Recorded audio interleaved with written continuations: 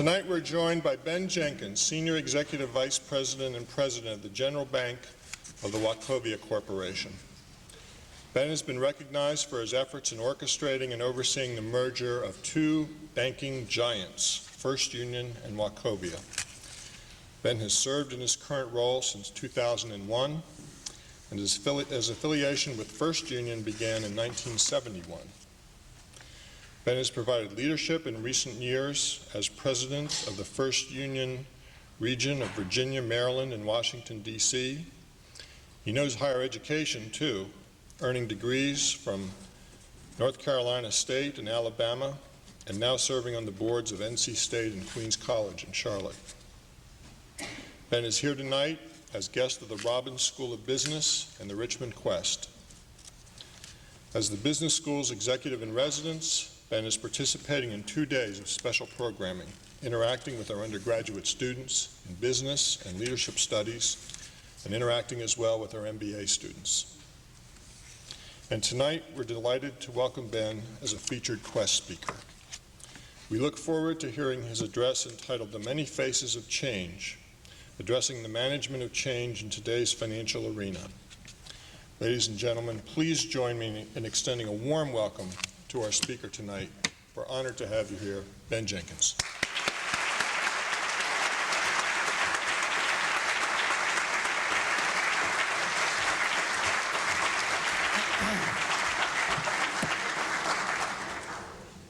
Bill, thank you for the introduction, and thank you for the chance for B.J. Loesch and I to be on the campus today and tomorrow. We've had a great time today and look forward to being on campus tomorrow. We're honored to be here very much. I spent the day on campus. I've been here before. This is not my first time, but I must say it just reinforced the feelings I have about this place. It is a gorgeous campus, and it is such an outstanding university. I had a wonderful day today. I suspect faculty and administration and students and friends of the university are tremendously proud of what you have here. And I think you should be, because I think it's very, very special. So I've enjoyed today and look forward to being there tomorrow.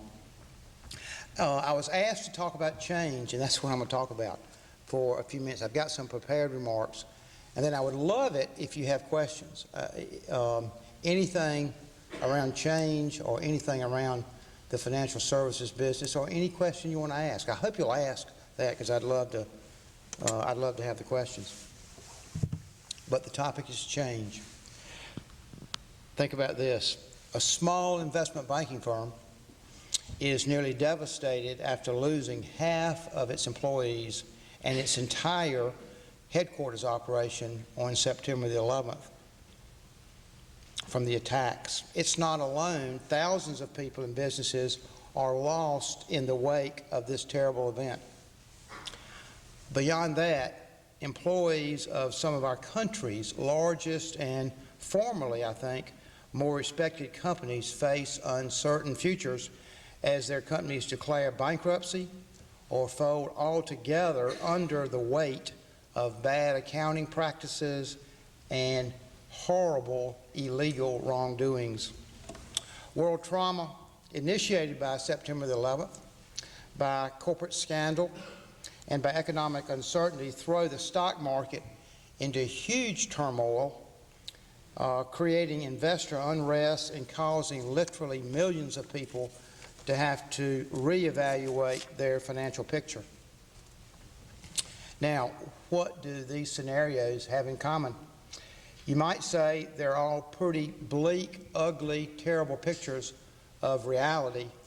And you may say, well, why do we invite Dr. Gloom and Doom to be with us tonight?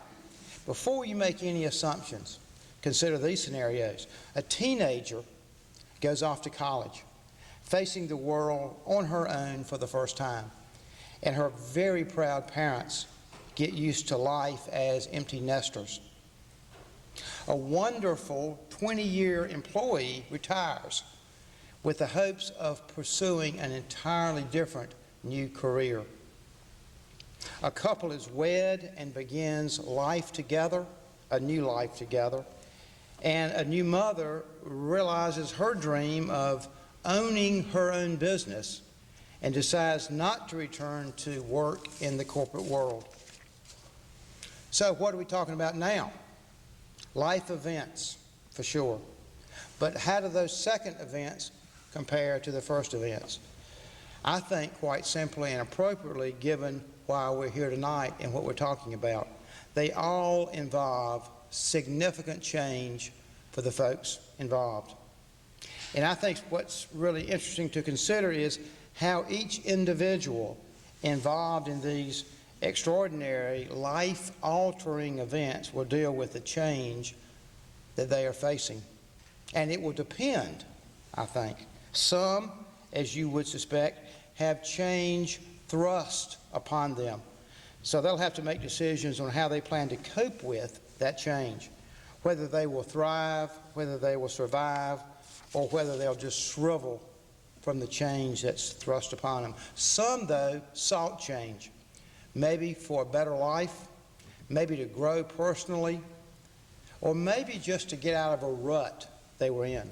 But in every case, certainly everyone will be presented an opportunity, whether voluntarily or involuntarily, an opportunity for facing the change they're dealt and making the very most of it. So that becomes, I think, our question. How will we, you and me, as individuals, address the many faces of change we will encounter in our lives? When change is thrust upon us, will we resent it? Will we run from it? Or will we accept it and work to discover the possibilities of that particular situation?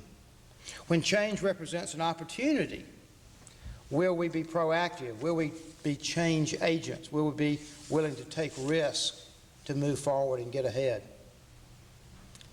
Let me come back, if I can, to the first example that I gave you, the story of the investment bank and how that firm handled the change that was so obviously thrust upon them.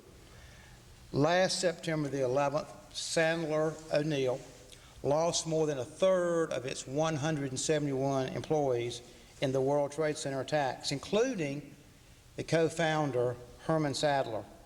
Few companies were as hard hit as this firm, this small, close-knit firm. On September the 17th, the day the markets reopened, CNBC reported that Sandler O'Neill was going out of business and would fold. One of the remaining managing principals got on television to rebut the story and said the company would work to rebuild. And they really have done that. They named a new management team shortly thereafter. They hired new employees. They found new office space. And they were back in business after a few months. In fact, the chief operating officer was asked in an interview in March, what is the biggest surprise in where you are right now? Is it how well you've done? Is it how hard it's been?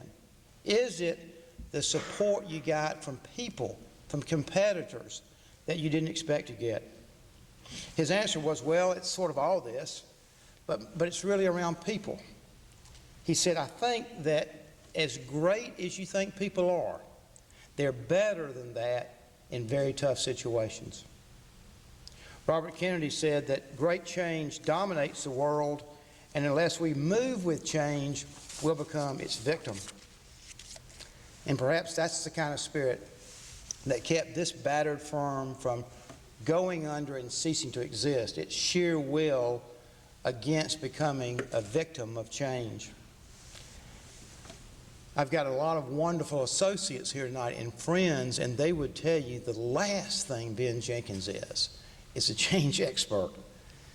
And so as flattered as I am to be here, I have to tell you that I've struggled with this topic a lot because so much has been written about and pontificated about change that I was really questioning what could I say in the larger scheme of things and what could I say that this group, you, didn't already know about change.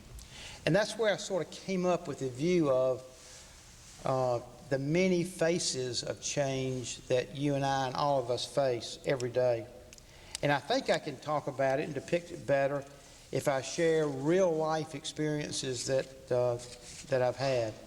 A little bit about the change journey that I've been through, and then also talking about the company I work for, Wachovia, formerly First Union, and how we've evolved into a far different company than we were even 3 or 4 or 5 years ago.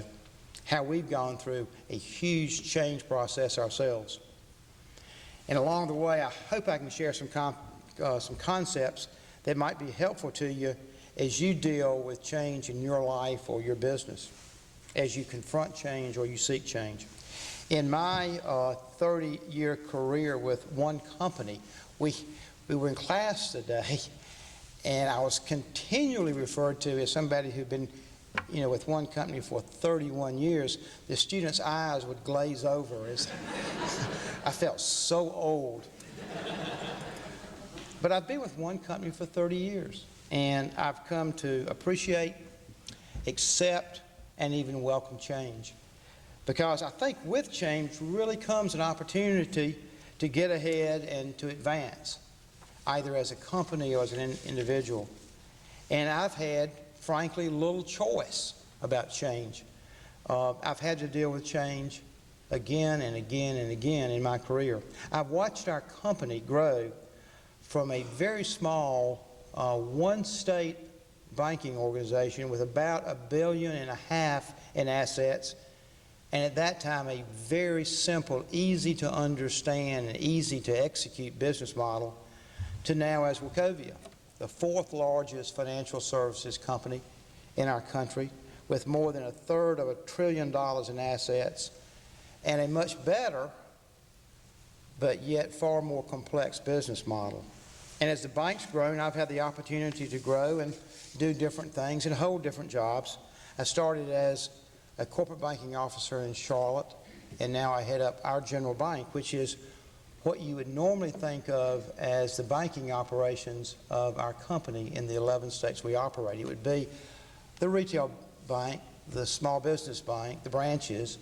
It would be our commercial bank. It would be our government banking operation. It would be our commercial real estate, our dealer financial services, and our community banking businesses.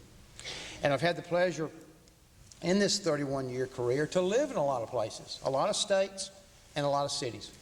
And I will tell you that of the places I've lived, Richmond would be my favorite place. And there are people here that know that, so it's not just BS, it's true. And Mary Ann, my wife, could not be here, but if she were here, she would say, by gosh, it is my favorite place to have lived. We were very happy and very fortunate to live here. But over those 31 years, it's been constant flux. And I have been very fortunate to be involved in the way that I've been involved, because I've loved every minute of it. I mean, it's been wonderful fun for me, which when I think about it, surprises me a little bit, because, I did not lay in bed in high school and college and say, how can I be a banker? That was not what I thought I wanted to do. I grew up in a very small town in North Carolina, and I had big hopes of being a very successful and very effective dentist. I went to NC State, the school that my dad had gone to, the school that I loved, as a chemistry major to be a pre-med, pre-dental student. And since we're talking about change, let me give you just 2 or 3 minutes about what could have been a great dental career. My mother is 88 years old and has always had, lives in Asheboro still, has had a huge influence on me. It was a nurse, and early on, as early as I can remember, we were always talking about medicine and doing something in medicine. And I sort of learned that, she, with her coaching, I think she sort of knew that med school was going to be out of the question. Maybe I could do dental school. And so I was going to be a dentist. And as a kid, when you were in school and people asked you, what do you want to do? I would say, well, I'm going to be a dentist.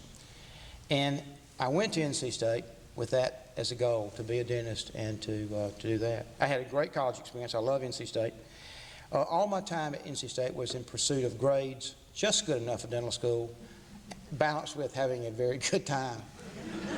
In my junior year, I went to Chapel Hill to meet the Dean of Admissions for the UNC Dental School, Dr. Eugene Sturdivant, who's a fabulous guy. In that meeting, he talked about grades, and I had good chemistry grades. I had done well in chemistry. I've always enjoyed chemistry. And so he was pretty optimistic about me being a student.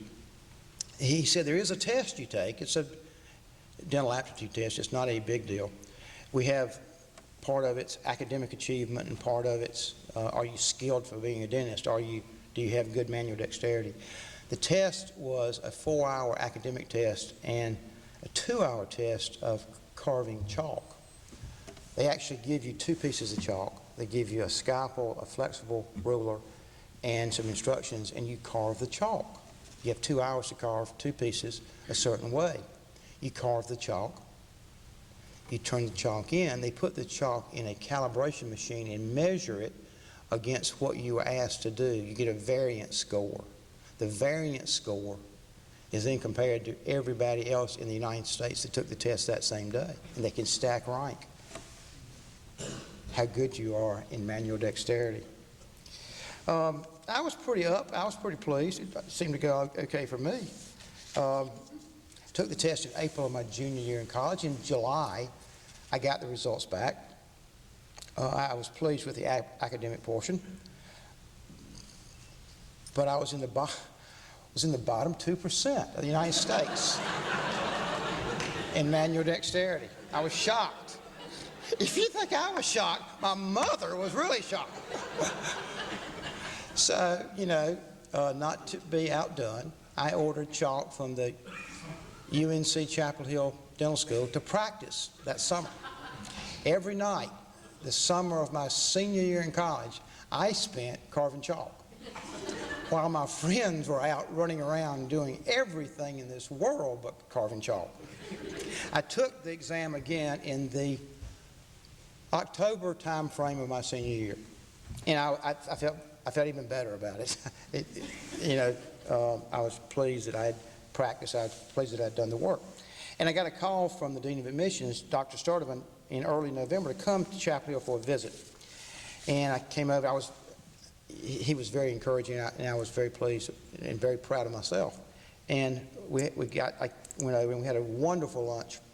And in that visit, Dr. Sturdivant reviewed my academic achievement score, which was fine, and he reviewed my manual dexterity score. And guess what? Hard work pays off. I was still in the bottom 2% of the United States. And that was after 90 days in the summer practicing and about 250 hours of practicing carving chalk. It wasn't like I hadn't taken it seriously. It wasn't like I hadn't tried. I realized at age 20 or 21, 3.5 years into college, 3 years invested into what I wanted to do for a career, that I had, I don't know if I was in the 1 or 2%, but I had no manual dexterity, none. And manual dexterity, if you're going to be a dentist, it's pretty important. So it was then that I realized that I needed to look for a new career. So my point to you is, whatever you think is so certain today can change tomorrow. Think about it, what we've experienced in the last few months. The collapse of the dot-coms, the technology industry turmoil, capital markets and the upheaval there, September 11th and the horrible aftermath of that, the economic downturn. It makes you say to yourself, change is absolutely everywhere, and when will things get back to normal? But guess what? This may be the new normal. This may be the way it's going to be. Companies are faced with managing costs and financial information more diligently than they ever have before. Companies have to innovate new business models and be agile like never before, and employees do too. Today, successful companies and business leaders have to be able to build high-performing vehicles to create shareholder and customer value while coping and frankly embracing the external forces that surround them. I don't think there's any question but that change, true, lasting, deep-seated change, is the business world's most persistent and most challenging problem. And I think too many people and too many companies try to approach change by treating it as a technical challenge rather than developing real, authentic answers for basic questions about business life. For our part, and prior to the merger with Wachovia, I grew up on the First Union side, we had taken a very hard look at First Union. The same First Union that we had created after a decade and a half of growing very rapidly through bank acquisitions and investment banking acquisitions. Since 1985, First Union had acquired between 1985 and 2000, 81 individual different banks. We had converted more than 2,000 major systems and 4,000 branches to common systems. And we'd updated all of our systems to be one set of systems with state-of-the-art technology. We were on a very fast track. But in 1999, we hit a wall. That is, First Union hit a wall. We'd been running fast for more than 15 years, trying to stay ahead of the competition by acquiring and by buying new businesses. But in doing that, at the pace we were doing it, we became disjointed. We had an agglomeration, not even sure that's a word, but I like it. I wrote it down, agglomeration of businesses.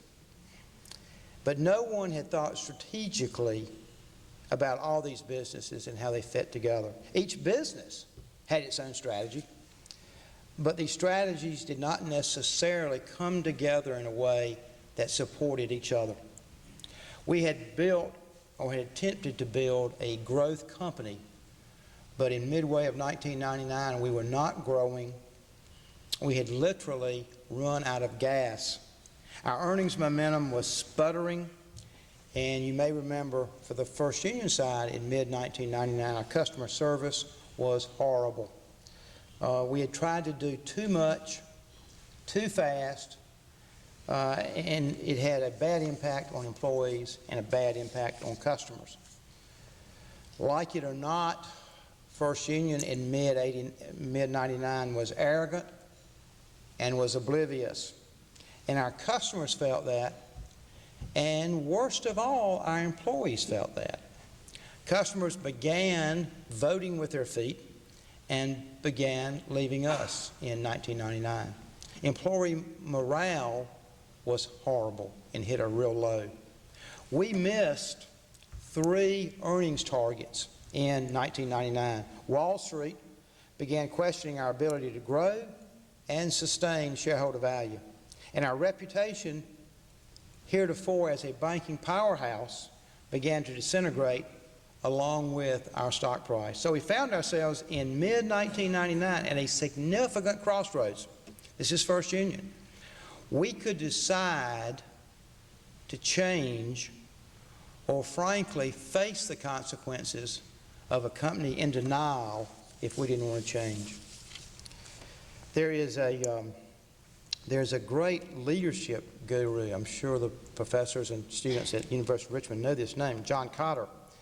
And he says in his book, he's got a great book out called The Heart of Change, that people change what they do less because they're given an analysis that shifts their thinking and more because they are shown a truth that impacts their feelings or their emotions. And he would say this is especially true in large-scale companies where you're dealing with new technologies, mergers and acquisitions, restructurings, new strategies, cultural transformation, and e-commerce businesses. In an age of real turbulence, when you handle this change reality well, you win. But when you handle it poorly, you lose. It can drive you crazy, it can cost you a great deal of money, and it can cause real pain for everybody around you. The reason John Cotter's premise makes so much sense to me is that he says the real challenge for anyone involved in change is the process of how do you change people's behavior. And that's why I think influencing their emotions or their feelings is more important than changing their thinking. So the key question is, how do you mobilize people? And how do you mobilize organizations to change? And so I thought about that and then realized I didn't have the answer for it. And so I went to the books and read some more of what John Cotter had and some others had. And then I also thought about what our company had done and what we had done when it was so tough at the bottom and what we've done recently as the company's gotten stronger and stronger and our performance has gotten better and better. And that's what I want to share with you. What I will share is not a complete or only recipe for change success. You may well have a list that's different than mine that may be as good or better, but I do want to share 7 steps quickly that I think can yield and did for us yield positive results. And they're presented in terms sort of businesses, but they could easily be personal change situations too. 7 steps that I think impact change. First, as you're trying to change, create a sense of urgency. Cotter says that complacency, fear, and anger all undermine the willingness to change. So by mobilizing people with a sense of urgency, you can get people off the couch, out of the bunker, and ready to move. For our company, First Union, the sense of urgency came after our 3rd earnings warning in July of 1999. It was a scary time in the company. We realized what was happening and realized that we were going from an acquisition powerhouse to a company really in trouble.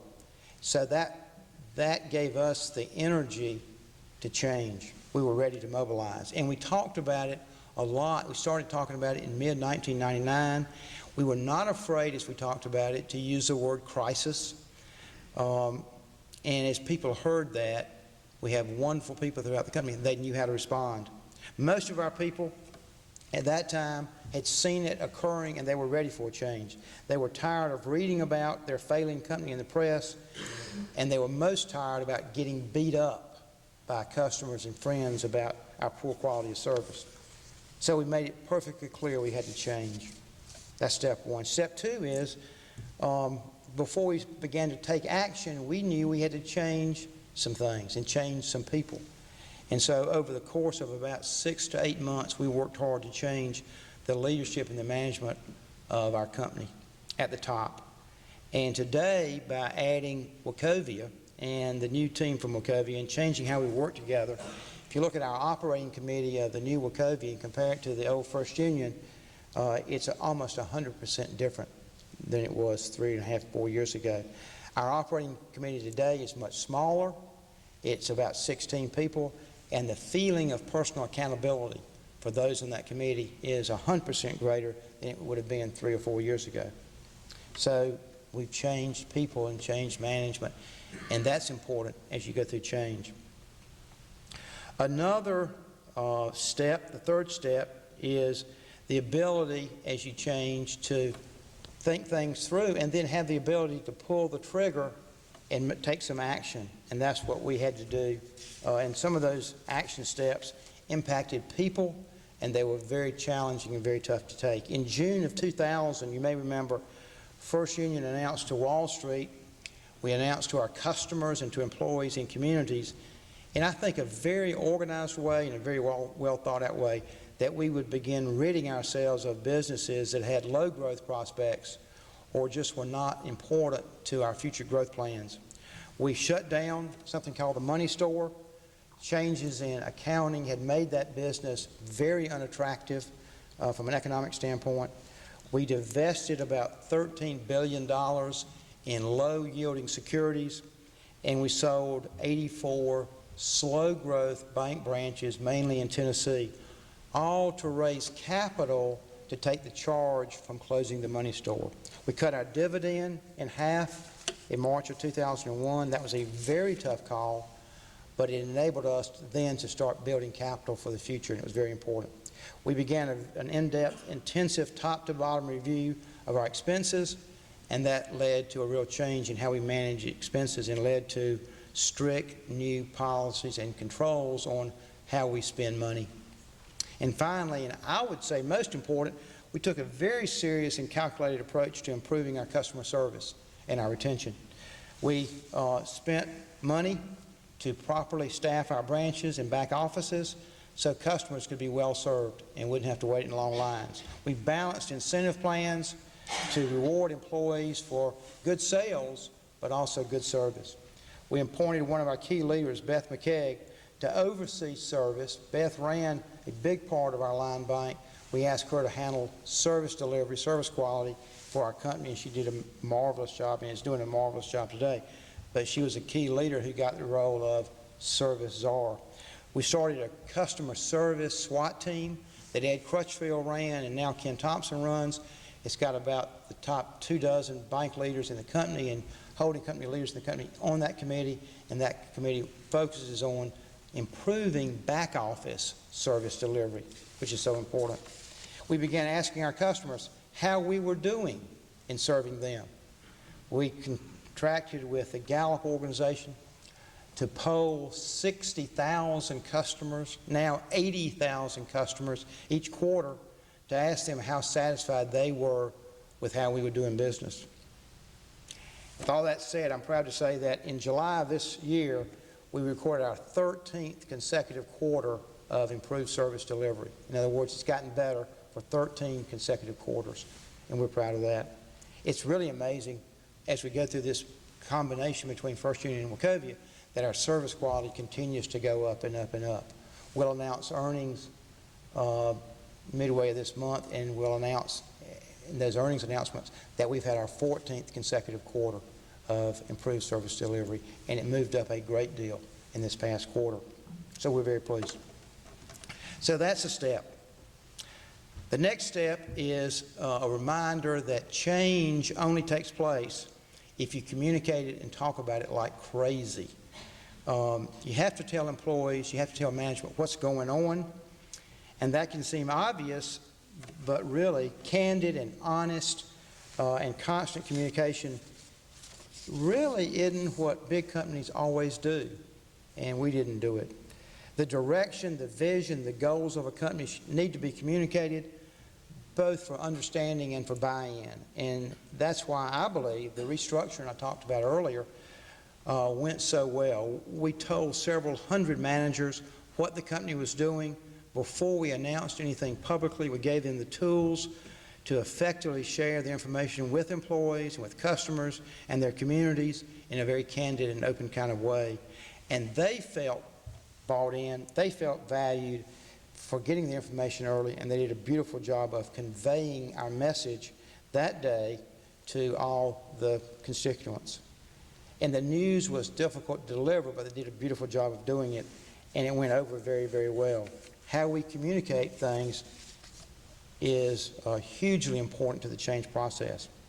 We didn't always do that well at First Union. Top management didn't always share what was going on with the broad leadership group. And the operating group didn't always share back with top management about problems that were going on in the company. Everybody had a lot of happy talk, but there wasn't always candid, direct talk that needed to occur when there were problems. And that led to problems, I think. And all that's changed today. We don't have it perfect at Wachovia around communications. We struggle with some of the same things that a lot of big businesses and big companies struggle with in terms of reaching the masses and holding leaders accountable for effective and consistent communications. But we're far more diligent and committed to candid and open, honest communications than we've ever been before, and we're not at all afraid about sharing information about something that's not working or that's something that needs to be changed. Good communications, really important in the change process. Fifth step toward change is about my favorite, and that is the ability and the need to learn to execute in your business. There's a guy I like a lot. He writes some. He's Larry Bossidy. He's chairman of the Honeywell Corporation. he says that if your business has to survive difficult times, or if it has to make an important shift in response to change, and just about every business does these days, it's far more likely to succeed if it's executing its business well. When a company executes well, people are not brought to their knees by changes in the business environment. We had a lesson to learn here. Remember, we had 15 years of very aggressive external acquisition growth. We woke up in that mid-1999 period as a company that had forgot a little bit about execution. We'd forgotten a little bit about what it meant to grow internally, organically, as opposed to acquisitions. From about 1985 through about 1999, too little time had been devoted to operating the real business. There'd been a lot of time on the acquisition side, but too little time devoted to operating the business, and too little time devoted to execution within the business. Larry Bossidy says that execution is the leader's most important job, and that the fundamental problem is that people in business think of execution as the tactical side of business, something that leaders should delegate while they focus on the perceived higher value issues. And that idea is completely wrong. Execution is not just the tactics, it's a discipline, I think. It's a system, and it has to be built into a company's strategy and to a company's culture. Execution is nothing more, in its simplest form, I think, than the ability to get things done. And while that seems simple, I believe that poor execution is a leading cause of good companies going bad because they fail to deliver on what they say they would. And we've worked on that in this new company as First Union and Wachovia have come together. And I'm happy to report that after a lot of work, I think Wachovia is a company that's getting things done, that we're delivering on commitments and we're executing our business strategy in a way that will serve our customers and our employees, our shareholders and our communities better than we ever have. So execution is hugely important. The sixth step, if you're trying to change in a company, is to remember the basics and keep it simple. By that I mean focus on what matters most and don't try to tackle everything. As we were trying to change things and improve things, we learned that by staying focused on three things: employees, what's best for them; customers, what's best for them; and good, solid financial performance was all we needed to focus on if we wanted to turn things around. In the past, we had asked our folks to spend too much time on too many things without really clearly articulating what was most important. So for the change process to work, you need simple priorities, clear priorities, and we had those around customers and around making our numbers. And we constantly reinforced that, and as we constantly reinforced it and talked about it, we saw a shift in behavior that was so critical to the change process. The last step is the one that's the trickiest for us, and that's the one we haven't done yet totally, and that is you make change stick, last, remain by building the right kind of culture around it. In our case, it's a new culture. It's not the old Wachovia culture, and it's not the old First Union culture. John Cotter says that a new culture develops through the consistency of successful action over a sufficient period of time. And in large-scale change efforts, we use the power of culture to make the transformation of change really stick. And it doesn't happen quickly, it doesn't happen overnight, and it's very difficult to do. We're learning that in this new company. Both companies have very similar values, but very different cultures. We've introduced our new vision, our new values, our new brand as a new company, but we're working to have the cultures come together. We know in blending those cultures and blending the best of what made each company strong, that the culture work is going to take a long time. It's not going to happen overnight or in 90 days or 180 days. It's going to take years for the new company to come together and have its own culture. We do believe, and I do believe, if we continue to work as a team together and remember what it takes to have real change, that we can build a new culture in this new company that's different than First Union, different than Wachovia, and is very reflective of our 90,000 employees all over the country. And it's a culture that I think, done right, everybody will be proud to be a part of. So those are the 7 steps to manage change and cause change to occur, at least in a business. And those are the 7 steps we followed, and we're very pleased with the results. Let me wrap up quickly with a couple of absolutely not very original thoughts. Change is constant, and in a turbulent world, the requirement for change is very much ongoing. The question, as I worked on this, that I sort of thought about a little bit, was to be successful in business and to be successful in life, how many times do I see change as part of that success process? Or do I just sort of get by and let change occur on its own and try to survive it on its own? Or do I actively look for change to have a better life and try to pursue that, knowing that something better exists on the other side? I do believe that no matter what phase of change you face or you confront, you'll be better off in this world for having gone through it and made the change process work. I know with me, at least, some of the most difficult change transitions that I've experienced have paved the way for real growth, real personal growth, personal change, and a more enriching life. And all of that I wouldn't change for anything in the world. So I think change is worth the gamble, worth the work to try to go through. Let me leave you with a quick editorial that I read and was surprised by as I got ready for this talk. The editorial said, it was an editorial done in the Atlantic Journal. It said, "The world is too big for us. Too much going on, too many crimes, too much violence and excitement. Try as you will, you get behind in the race in spite of yourself. It's an incessant strain to keep pace, and still you lose ground. Science empties its discoveries on you so fast that you stagger beneath them in hopeless bewilderment. The political world is news seen so rapidly that you're out of breath trying to keep pace with who's in and who's out. And everything is high pressure, and human nature cannot endure anymore." That was done in the Atlantic Journal. I thought it was a great portrayal of life today. And then I discovered this was an editorial written in 1833. So, what does that tell us? Amazingly, not much has changed, maybe. Or maybe it says that everything has changed in this world except change itself. That's what I believe.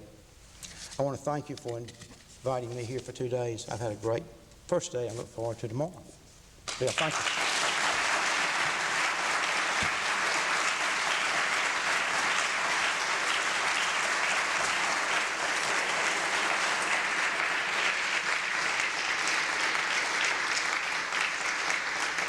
I know it's late, and I don't want to keep this group, but I do want to give folks a chance to ask questions if any of the students or anybody has questions.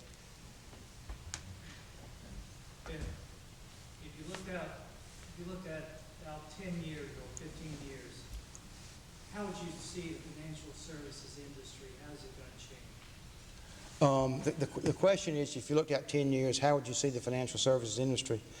The most common answer to that is it'll be like a barbell. You'll have big companies and small companies and not much in between. I think that's right. I think we'll get there. I don't think it'll be nearly as fast as people think it'll be. I think companies now are more concerned with operating their businesses, Oliver, than they are just acquiring businesses. The time frame I was talking about, First Union from 86 to 99, acquisitions were the main business of the company. Nobody can afford to operate that way now.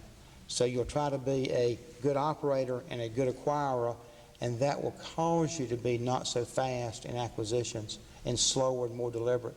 So I think we'll get to the same point. Big companies, small community banks, both strong on either side, but I think it'll take us a lot longer to get there than people think it's going to take. Other questions? Please. Do you see an end-run period on the financial services around? The question is, do we see an end run? appearing on the financial scene. I told a class today, the biggest surprise I've experienced in business is the situation that we've seen. When Enron happened, and it was clear that we'd had, bad governance and bad behavior and all that, I was out somewhere and somebody asked me, do you expect you'll see another one? And I said as enthusiastically and positive as I could, you absolutely will not see another one. That's just an aberration in time. And so, the Adelphia, the WorldCom, the Tyco, the Global Crossing, all that. I mean, I've been blown away by that. So I'm not sure I'm the best person to ask, but I do not believe that we'll see it in the financial business. Part of it is we're so tightly regulated and we're looked over so carefully that I just don't think it'll occur. I just don't believe it'll occur. I think you can buy financial services, securities, confident that that's not going to happen. David? Thank you. I want to talk about change for the sake of change. And this is not quite a softball question as Enron is. In September 30th September 4th, 2001, your stock was 35. And today I'm going to close at somewhere around 33. And a lot of work, a lot of angst is going into this. The body work of it says that all these mergers and acquisitions that took place, not with your bank, but in general, during the 90s and the 80s, hasn't created any shareholder value at all. And I'd just like to comment. David's question is, I talked a lot about all the work we had done and how pleased I was with it, and in putting the two companies together, how proud I am of the two companies and what I think our future is like and how positive it is, but yet the stock hasn't done anything. So, what's the deal? I think that, David, here's where I take some solace. If you go back to after we announced the transaction, I think my time frame is before SunTrust jumped in, so it was like from April to May of 2001. We had maybe 3 or 4 analysts. There are 22 analysts that follow us now, and there were 3 maybe or 4 that had strong buys. We've got a double-digit number now, 12 or 14, that believe they have a strong buy on us. Merrill Lynch has us rated as their top bank pick for the next few years. I think people that follow us, like us, and have confidence in us, they do want to see 2 things. They want to see, can we continue to grow through the integration period, and can we get to the integration period and not have a problem? We're going to start doing the deposit conversions in Florida in November. We'll do the Georgia Bank in February, the Carolinas in May, and Virginia in July. They want to see us get through that time period. But I think they feel pretty good about us. I think they like what they see. I think they believe the business model is a good business model. They got confidence that we're executing. I think that we know our businesses. They have good confidence in Ken Thompson, our CEO.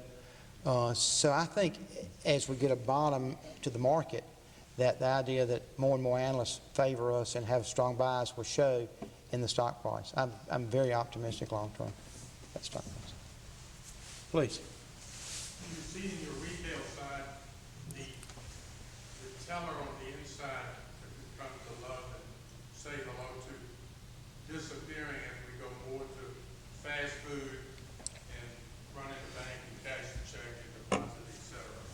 I told a class today, I think in business you make more mistakes by trying to be ahead of yourself than behind. And I think years ago we thought the world's going to change and maybe the branch was going to be less important, and certainly the teller was going to be less important. The fact is, we have a lot more ways for our customers to use us. The internet, online banking is very big. The telephone bank, 24/7, more ATMs. With all that said, we have more teller transactions today than we had 5 years ago. So the branch is hugely important. It has not decreased in importance at all. It is a cornerstone of a bank like ours, and we will be announcing to the market that we expect to do probably 30 to 50 new branches a year for the next 3 or 4 years. in order to be aggressive with branch expansion. In our footprint, not outside of our footprint, but in Virginia, in the Carolinas, in Florida, we'll be doing 30 to 50, and that's, we would do 8 or 10 in the past 5 or 6 years each year. So we'll do 3 times to 5 times more than we've ever done before, just because we think that's the heart and soul of a customer relationship. One last question on that.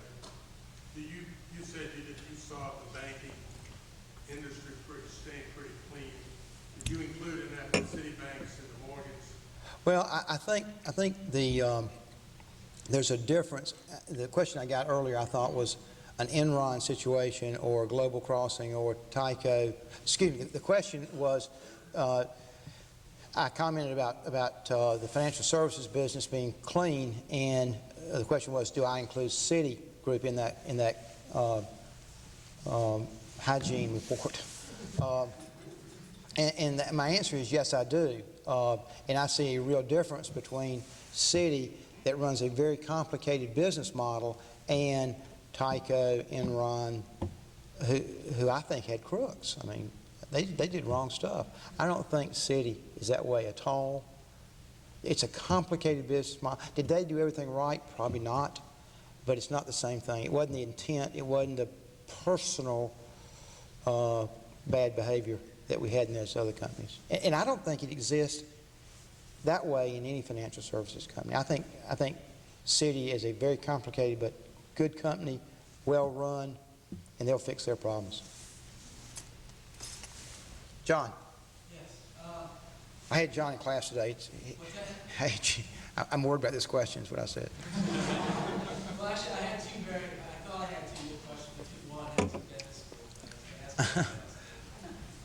But let me try. I would have taken somebody's tongue out if I was a dentist. I'm so glad I didn't do that. I can't tie my shoes. That's why I wear loafers. Back in 1999, you did an interview with Diversity Magazine, I believe, and I did. you did. Yeah. And one of the things you spoke about was this diversity initiative you were doing while you were down in Florida and throughout the rest of the land. And you seem very committed to that. And one thing that really struck me in reading this interview is you said that you thought people had to commit to it not only intellectually, but also emotionally. And I'm just wondering how you think that carries over into this merger now. And to me, that seemed like something that applies not just to a diversity issue, but to everything in business, committing intellectually and emotionally. I think that's right. I mean, the question is the commitment intellectually and emotionally, and I think real change only occurs when you're emotionally involved. And you can intellectually understand something and believe it, but if you can get to the gut level, it seems like to me things work better and change occurs. And for us, on the diversity front, it was really when we were in Washington in Northern Virginia, most of us that went up there had been in North Carolina all of our lives and had not seen much diversity, either from an employee basis or a customer basis. We went to Washington and Philadelphia, and we were a different company, and we needed to be a lot more aware and diversity aware of people of color, women, sexual orientation issues, and those kind of things. And what I felt and said in that article was teamwork's important in our company. We believe in that. We believe that things work better if you operate as a team. Well, in a very diverse environment, you can't work on teamwork until you work on diversity first, or inclusion first. So we were working on that, thought it was important, still think it's important as a method of getting our teamwork a lot better. And people could conceptually understand diversity or inclusion, but if they didn't have it in their gut, in their emotions, then there wasn't going to be any change. And so we were working to get it at a gut level.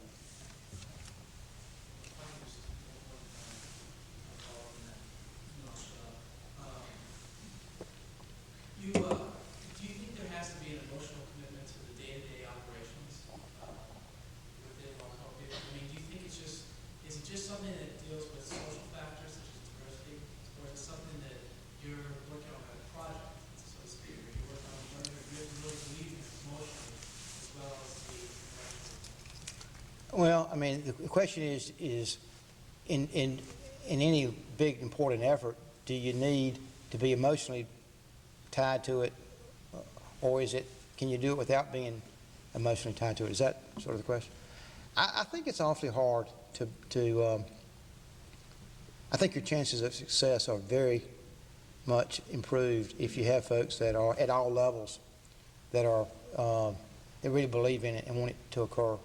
And I don't think it's magical, but I do think I think you need people who love what they do, who love the interaction, who love the sense of competition, who love the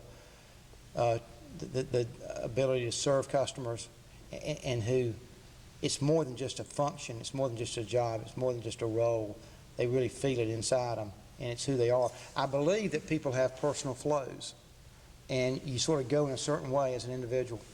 And if you can hook up a job that goes in the same way as your personal flow, you can be hugely successful. If you have to bend it, bend your personal flow to your new job, I think that's hard to do. And so we look for people that are emotionally involved, who want to do it, who get excited about it, but whose personal flows are going in a way that they want to do the same thing the company wants to do, if that makes sense. Anything else? One more. This is the last one, I promise. I'm going to stand up on the other side of this, John.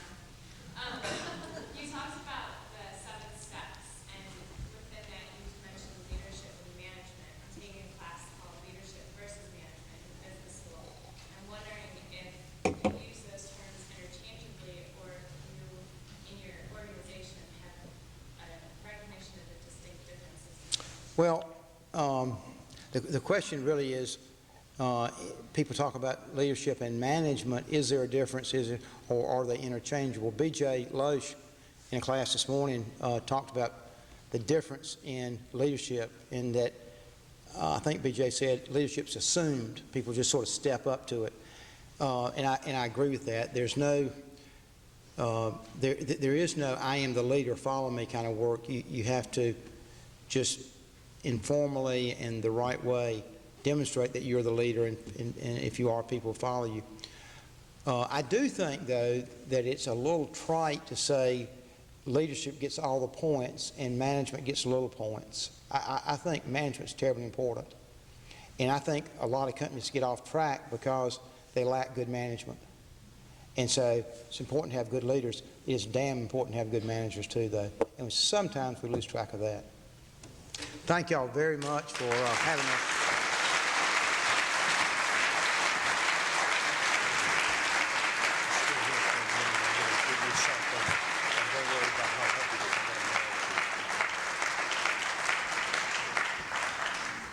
Ben, we are greatly honored to have you with us here for these 2 days. We've really benefited from your talk.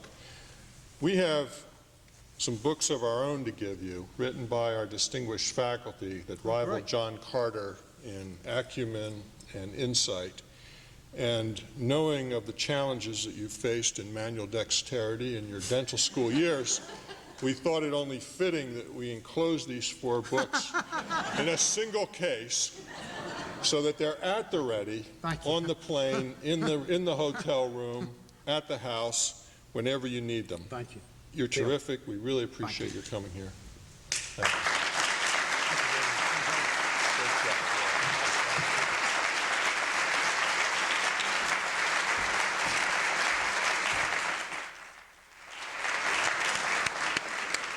We will continue conversation in the gallery behind the doors.